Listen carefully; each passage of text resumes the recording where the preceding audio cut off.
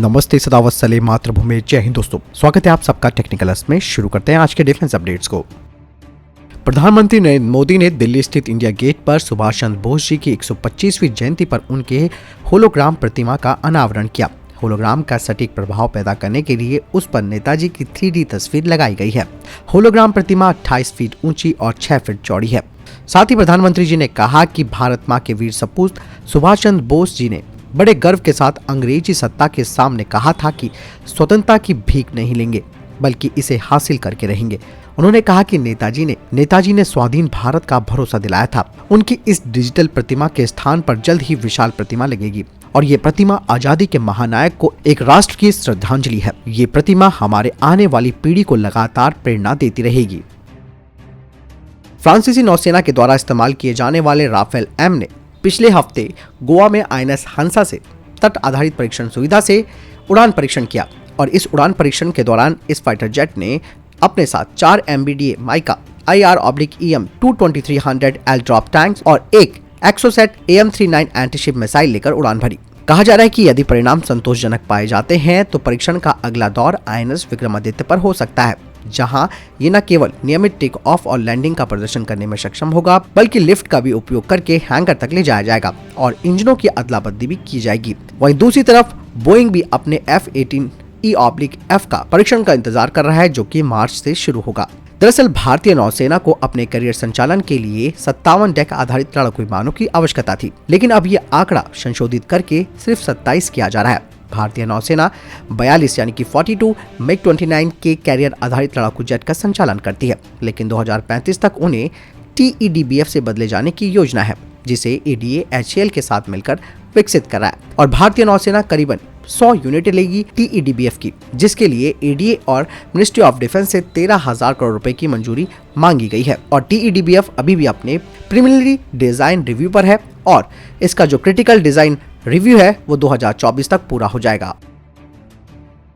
Ministry of defence ने कहा कि DRDO इस रिपब्लिक डे परेड में 2 डिस्प्ले दिखाएगा, जिसमें कि सबमरीन्स के लिए स्वदेशी रूप से बनाए गए AIP सिस्टम और स्वदेशी रूप से तैयार किए गए स्वीट सेंसर्स, वेपन और इलेक्ट्रॉनिक वॉरफेयर सिस्टम जो कि LCA तेजस के लिए बन रहे हैं वो दिखाए जाएंगे। इसमें Uttam radar, advance self protection jammer pod, Rudram 1 anti radiation missile, Astra mark 1, smart anti airfield weapon, large range guided glide bombs, new advance precision TARA यानी कि tactical advance range augmentation for ground targets इस डिस्प्ले में दिखाई जाएगा। आपको बता दें कि टारा GPS का इस्तेमाल करता है अपने मिड कॉस्ट गाइडेंस में और इसके बाद वो अपने टर्मिनल फेस में लेजर होमिंग का इस्तेमाल करता है और इसे तेजस और Su-30 में भी लगाया जाएगा और ये हैमर मिसाइल का अल्टरनेटिव होगी।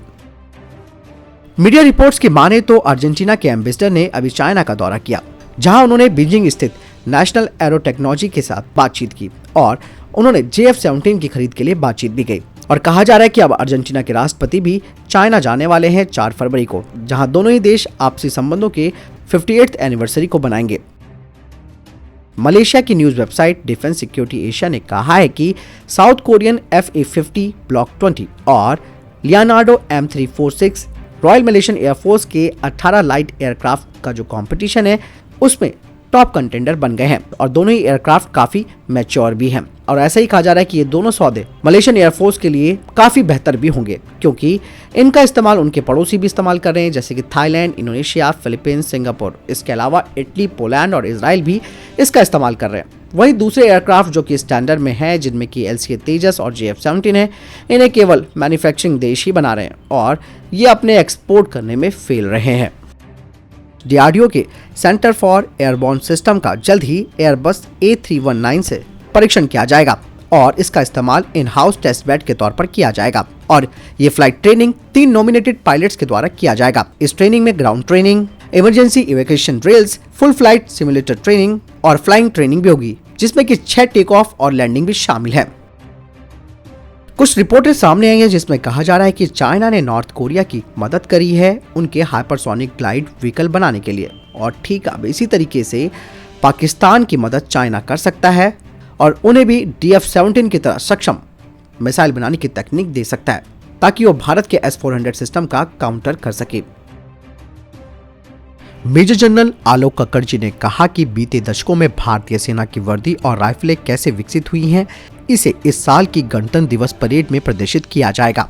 उन्होंने कहा कि देश की स्वतंत्रता के 75वें वर्ष पूरे होने पर आजादी के अमृत महोत्सव के तहत गणतंत्र दिवस परेड 2022 में भारतीय सेना की 3 मार्चिंग टुकड़ी पिछले दशकों की वर्दी पहनेंगी और राइफल लेकर कदम ताल करेंगी, जबकि एक दस्ता नई युद्धक वर्दी पहनेगा और नवीनतम टेवोर राइफल लेकर राजपथ पर कदम ताल करता दिखेगा। साथ ही उन्होंने कहा कि इस साल गणतंत्र दिवस परेड में भारतीय सेना के 6 मार्चिंग दस्ता हिस्सा लेंगे। हर मार्चिंग दस्ते में आमतौर पर रहने वाले 144 सैनिकों की जगह इस बार 96 सैनिक होंगे। ऐसा कोविड प्रोटोकॉल की वजह से किया गया है। उन्होंने कहा कि राजपूत रेजिमेंट 1950 के दशक की वर्दी पहनेंगी और .303 राइफल लेकर चलेंगी। आसाम रेजिमेंट 1960 के दशक की वर्दी पहनेंगी और .303 राइफल के साथ चलेंगी। इसके अलावा जम्मू और कश्मीर लाइट इन्फेंट्री रेजिमेंट के सैनिक 1970 की वर्दी पहनेंगे और उनकी मार्चिंग टुकड़ी 7.62 mm की सेल्फ लोडिंग राइफलों को लेकर कदम ताल करेंगी। इसके अलावा सिख लाइट इन्फेंट्री और आर्मी ऑर्डिनेंस कोर रेजिमेंट भी होगी और ये सैनिक सेना की वर्तमान वर्दी में होंगे और 5.56 mm की इंसास राइफल लेकर मार्च करेंगे। इसके अलावा पैराशूट रेजिमेंट के सैनिक बेस में होंगे।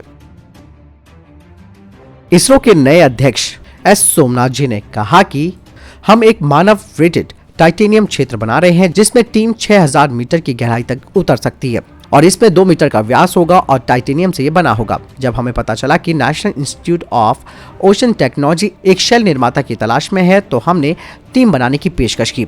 भारत सरकार के प्रमुख वैज्ञानिक सलाहकार के विजय राघवन को हमारा प्रस्ताव भी पसंद आया और हमें इसका आदेश भी मिला और इसका निर्माण अलग अलग चरणों में पूरे भारत में अलग अलग सुविधाओं में होंगे। साथ ही इसरो के नए अध्यक्ष ने कहा कि इसरो का उद्देश्य शांतिपूर्ण उद्देश्यों को अंजाम देना है और हम एक शांतिपूर्ण संगठन है। हम शांतिपूर्ण उद्देश्यों के लिए टेक्नोलॉजी को विकसित करते हैं और ये ऐसा विभाग है जो सशस्त्र बलों और रणनीतिक समूह जिन्हें कि भारत की सामरिक संपत्तियों की रक्षा के लिए अनिवार्य किया गया है। लेकिन हम कई चीजों के टेक्नोलॉजी होल्डर भी हैं और जो भी मदद हमसे ली जाएगी हम उसे देते रहेंगे। तो दोस्तों ये था टॉप डिफेंस और स्पेस अपडेट। वीडियो के संबंध में कोई प्रश्न जवाब या आपको कोई सवाल है कमेंट सेक्शन में लिखकर जरूर पूछ सकते हैं। मैं तो नई वीडियो के साथ चैनल सब्सक्राइब करना ना भूलिएगा। जय हिंद, वंदे मातरम।